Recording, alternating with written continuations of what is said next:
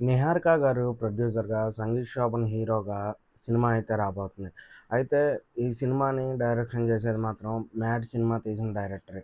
ఇంకా ఈ సినిమాకి క్లాప్ కొట్టారు నాగశ్విన్ గారు. మన సంగీత్ శోభన్ తెలుసు సినిమాని సోలోగా కూడా తీసుకురాగలడు.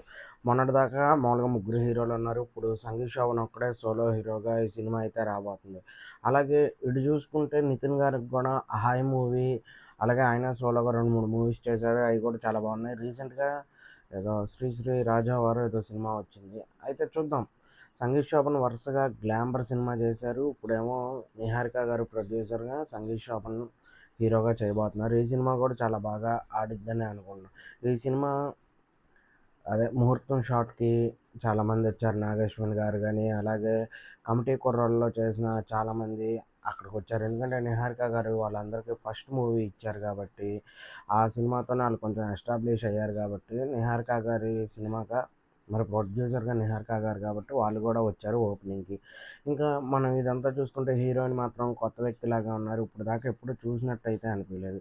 కానీ 'సంగీత్ శోభన్' గారికి మాత్రం మంచి సినిమా పడబోతుంది అని నాకైతే ఎందుకో అనిపిచ్చింది. ఎందుకలా అనిపిచ్చిందో కూడా చెప్తాను.